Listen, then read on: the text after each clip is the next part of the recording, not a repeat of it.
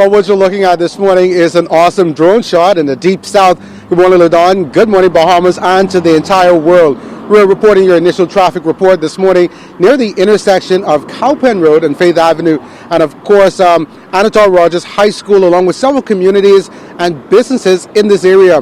Around 7 o'clock, we expect the traffic will intensify at this intersection right behind me, and so of course we are advising drivers that need to get out and about to get out as soon as possible to avoid long lines and delays. I'm also joined by Sergeant Jerron Thompson from the Royal Bahamas Police Force, who is giving you an initial look at overnight traffic. Good morning, Officer Thompson. Good morning to you. Good morning, Bahamas. So any reports of traffic overnight? Yes, we had a total of 30 accidents in the last 24-hour period. 8 of those involved injuries. I'm happy to report that we had no hit-and-run accidents. Beautiful, beautiful. So we're off to a great start this week. I do want to revert, though, back to yesterday. We know, of course, near that intersection of Carmichael Road and Gladstone Road, there was a traffic fatality there yesterday where a victim who was being pursued by officers crashed and unfortunately came to his demise. I know over the last 24 hours there have been some developments as well. Yes, we're trying to move towards finding the identity of that individual. He had a relative that came in from Abaco yesterday evening. We're looking to collect some DNA from her to compare to his DNA. So the identification process is going to take quite some time because we have to send those specimens away to the United States to be compared, and the results should take some 2 to 3 months. So we're gonna.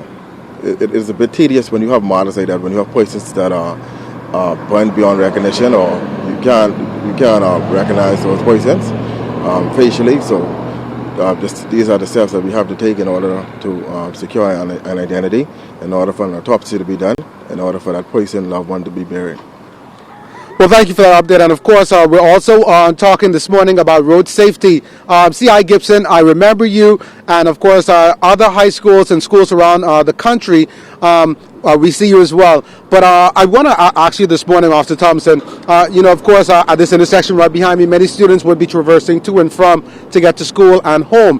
What advice would you give to them? We can see, of course, there is no obvious pedestrian crossing. So what should those students do in cases like this? Make sure that you make eye contact with the driver once you want to cross the street. Once that driver stops, make sure you make eye contact with the next person, on the next side. And once they come to a complete stop, make your way safely across the street. There are many sidewalks in this area. If you look at Faith Avenue South, heading towards Anatole Rogers, there are sidewalks on both sides of the street. We advise persons to utilize those sidewalks.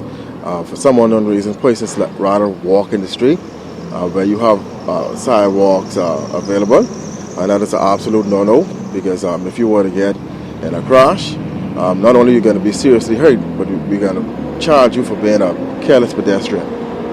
All right, so some great news there. And of course, as you again may have seen from the drone shot, those sidewalks are available. And so to all students around the country, remember to use those sidewalks where available, use pedestrians, and of course, as you cross the street, look left, look right, and look left again. Ladon, it's a great start to any Tuesday around the world, and of course, we know it's 3 days to Valentine's. Are you excited? Back to you in studio.